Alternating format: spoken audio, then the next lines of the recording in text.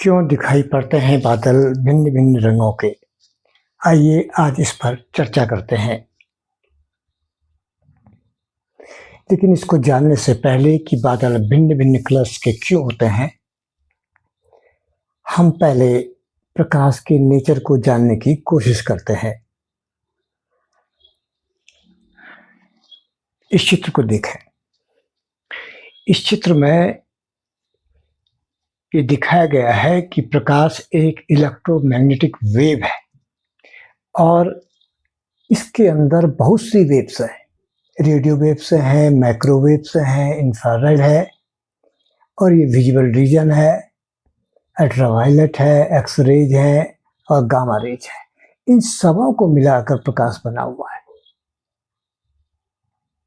जिस प्रकाश से हमारा ज़्यादा ताल्लुक रहता है, जिसको हम देख पाते हैं, वो विजिबल रीजन का प्रकाश है जो यहाँ पर को है। इसको देखें कि रेडियो वेव्स तो जैसे आप रेडियो वगैरह में काम आ रहे हैं, माइक्रोवेव्स में हम खाना बना रहे हैं, इंफ्रारेड जिसकी वजह से हम वातावरण में गर्मी महसूस करते हैं, अल्ट्रावायलेट का उपयोग हम कई जगह पर करते हैं, जीवाणुओं को नष्ट करने के लिए करते हैं। अपने घर में जो एक्वागार्ड है उसमें इसका इस्तेमाल करते हैं।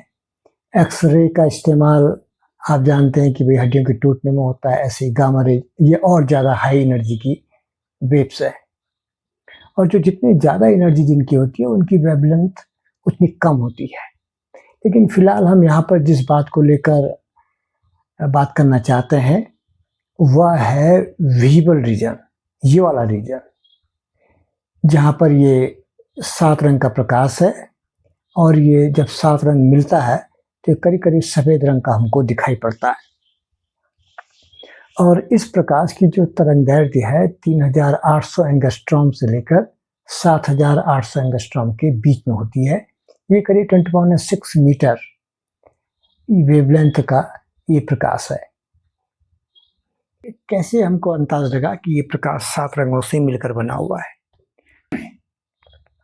हम देखते हैं कि ये प्रकाश जब एक प्रिज्म से गुजरता है तो वह 7 रंगों में टूट जाता है और सबसे ज़्यादा जो रंग का विक्षेपण होता है, जो झुकता है, वो बैंगनी रंग है और सबसे कम जो प्रकाश झुकता है वो लाल रंग है। हमको ये मालूम है कि लाल रंग की वेवलेंथ जो है सबसे ज़्यादा होती है और बैंगनी रंग की कम होती है दृश्य प्रकाश के केस में। और अगर आप देखें कि भाई ये हमें दिखाना अगर हम चाहें कि जो सफ़ेद प्रकाश है या सफ़ेद कलर जो है वो 7 रंगों से मिलकर बना होता है, तो ये सफ़ेद प्रकाश जो 7 रंगों से मिलकर बना होता है, उसको दिखाने के लिए सफ़ेद प्रकाश 7 रंगों से मिलकर बना होता है। इसको दिखाने के लिए न्यूटन ने एक प्रयोग किया। उन्होंने एक चक्की ली और इसमें 7 रंग उसने इस टाइप से इसमें भर दिए और जब उसने इस चक्की को चलाया, पहले धीरे-धीरे और फिर तेज़ी से और फिर और तेज़ी से, तो उसने पाया कि ये करीब-करीब सफ़ेद सा प्रतीत हो रहा है।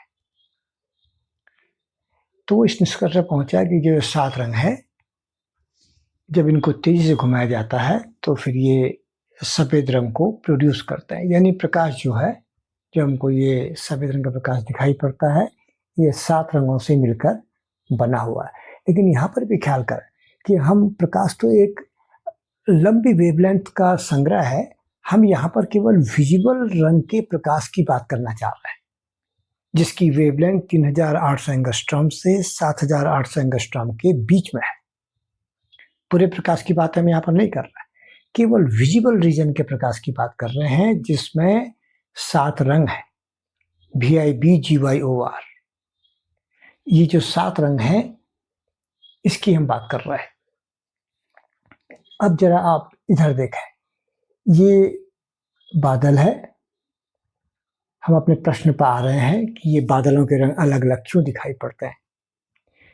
तो आप देखें ये बादल है और ये सूरज से जब इसमें प्रकाश आ रहा है तो ये बादल जो है फिर सफ़ेद रंग का ही दिखाई। अगर हल्का बादल है, बहुत गहरा बादल नहीं है और उसके सामने से प्रकाश आ रहा है तो वो सफ़ेद रंग का दिखाई पड़ता है। लेकिन फिर भी कभी-कभी ये भी होता है कि भाई ये बादल अगर ये कहीं पर किसी पोर्शन पर ये गहरा बादल है, मोटा बादल हो रहा है, तो फिर ये बादल वहाँ पर को सफ़ेद प्रकाश पड़ने के बावजूद भी ये बादल यहाँ पर को भूरा दिखाई पड़ता है, क्योंकि उसके पार फिर प्रकाश जाना मुश्किल हो रहा है। अब इसको देखें,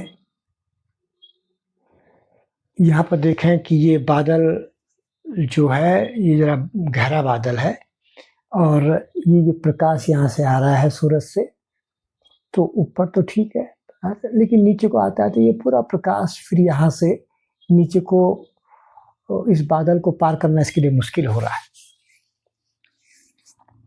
प्रकाश नीचे को आ रहा है लेकिन इसकी मात्रा कम होते जा रही है, तो फिर ये हम जब नीचे से इसको देख रहे हैं तो ये बादल हमको भूरा सा दिखाई पड़ रहा है, यानी जरा ये मोटा बादल हो गया है, क्योंकि ये पूरा प्रकाश इसमें से पार नहीं हो पा रहा है। ये भूरा सा बादल दिखाई दे रहा है और नीचे नीचे को देखिए, जब जहाँ पर और भी गहरे बादल हो जाते हैं तो ये काला काला भी आपको दिखाई पड़ रहा है। अब यहाँ पर देखें, ये और भी गहरा बादल है, बहुत मोटा बादल ये है। सूरज का प्रकाश जब आ रहा है तो ये प्रकाश फिर नीचे तक नहीं पहुँच पा रहा है, और जब बिल्कुल प्रकाश नीचे को नहीं पहुँच पा रहा है तो नीचे से हमको बादल ये काले दिखाई पड़ रहे हैं। ये बादल हमको अब काले पड़ रहे हैं, जब हम पृथ्वी से देख रहे हैं तो ये बादल हमको काले दिखाई पड़ रहे हैं, क्योंकि प्रकाश यहाँ पर पहुँच ही नहीं पा रहा है, इतने मोटे बादल यहाँ पर हो गए। भूरे के केस में तो प्रकाश थोड़ी बहुत आ रहा था, लेकिन यहाँ पर ये प्रकाश का आना करीब करीब बंद हो गया। तो ये बादल जब हम नीचे से देखेंगे यहाँ से तो हमको ये बादल काले दिखाई पड़ते हैं। अब आप देखें कि सुबह का समय हो या शाम का समय हो तो हमको बादल कभी लाल या गुलाबी दिखाई पड़ता है।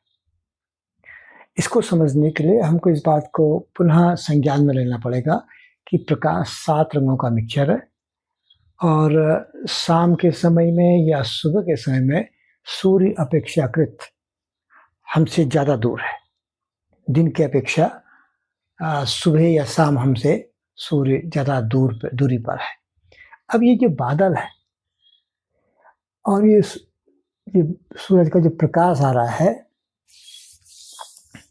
सतरंगी जो प्रकाश है, तो ये वातावरण में जब वातावरण से गुजरता है, तो उस केस में फिर ये जो प्रकाश है इसकी स्कैटरिंग हो जाती है, फैल जाता है। वायुमंडल में जो धूल के कण हैं या गैसों के पार्टिकल हैं, उससे जब ये प्रकाश टकराता है तो ये फैलता है। तो सबसे ज़्यादा स्कैटरिंग उस प्रकाश की होती है जिसकी वेवलेंथ कम होती है। जैसे हमारा बैगनी है, इसकी वेवलेंथ कम है, दृश्य प्रकाश में सबसे कम वेवलेंथ है इसकी।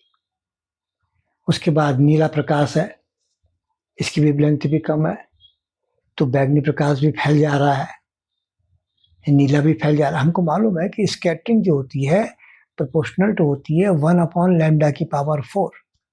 अगर लैम्डा अगर कम होगा तो स्कैटरिंग ज़्यादा होगी। तो चूंकि ये बैगनी रंग के प्रकाश की तरंगदैर्घ्य कम होती है, इसलिए इसकी स्कैटरिंग सर्वाधिक होती है। उसके बाद नीला रंग का प्रकाश है, उसकी स्कैटरिंग भी काफ़ी ज़्यादा होती है, और इन्हीं कारण से हमको आसमान नीला भी दिखाई पड़ता है। तो आप देखें कि बैगनी रंग की स्कैटरिंग काफ़ी ज़्यादा हो गई, नीले रंग की भी काफ़ी हो गई, हरे रंग की भी स्कैटरिंग हो गई। तो ये अधिकांश प्रकाश की स्कैटरिंग हो जाती है, और ये स्कैटरिंग कौन करता है? वातावरण में धूल के कण हैं, गैस के पार्टिकल्स हैं, वो इस प्रकाश की स्कैटरिंग करते हैं। तो केवल वो प्रकाश जिसकी वेवलेंथ ज़्यादा होती है, यानी लाल प्रकाश या गुलाबी प्रकाश, वो ही पृथ्वी तक पहुंच पाता है, और ये जो हमारे बादलों तक पहुंच पाता है। और इसी कारण से ये बादल पर जब लाल प्रकाश पड़ रहा है तो ये लाल दिखाई पड़ रहे हैं, या इनके ऊपर फिर गुलाबी प्रकाश ज़्यादा पड़ रहा है तो ये गुलाबी दिखाई पड़ रहा है। लेकिन यह ख्याल करें कि ये बादलों का लाल दिखाई पड़ना या बादलों का गुलाबी दिखाई पड़ना, ये सुबह और शाम के वक्त में ही होगा।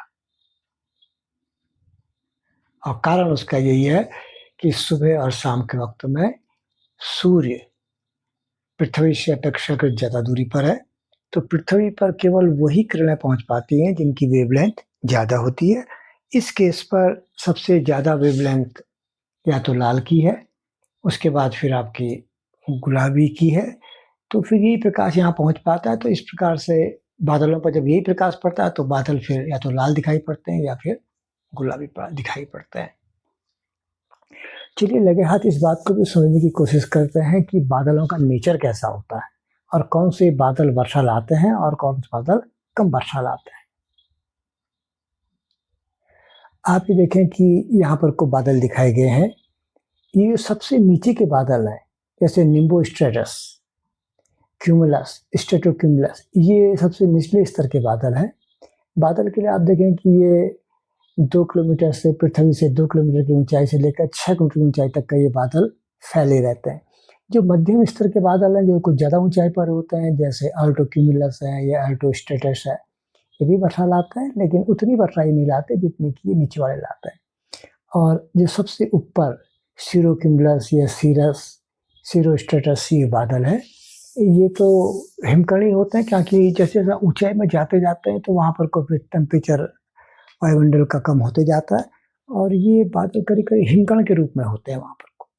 और जब भी ये हिमकण पृथ्वी में आते हैं तो ये ध्रुवीय इलाकों में ये पहुँच पाते हैं और सामान्य रूप से ये टॉप वाले जो बादल होते हैं इसकी वर्षा पृथ्वी पर के सामान्य स्थानों पर नहीं होती।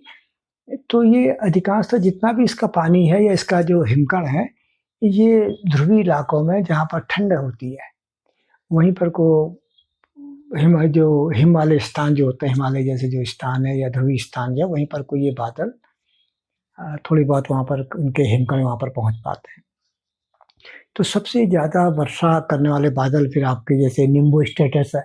निम्बो का मतलब ये है कि पानी से भरे हुए, स्ट्रेटस माने परत है, तो पानी से भरे बादल ये है जो नीचे स्थल पर है। ऐसे ये क्यूमुलस है, इसमें भी थोड़ी वर्षा होती है। इससे स्ट्रेटोक्यूमुलस है, ये जरा सा परत बन गई है इसमें ज़्यादा, तो ये बादल वर्षा करते हैं, लेकिन बहुत ज़्यादा वर्षा भी इनसे नहीं है। लेकिन जो सबसे ज़्यादा वर्षा जो करते हैं वो क्यूमुलोनिम्बस बादल है। इनको आप देखें कि ये बादल का कॉलम काफ़ी बड़ा बन गया। क्यूमुलोनिम्बस बादल है। क्यूमुलोनिम्बस बादल जो है इसमें बादल की एक के ऊपर दूसरी परत, दूसरी तीसरी परत, ऐसी ये परत है, काफ़ी लंबी परत इसकी बनी हुई है।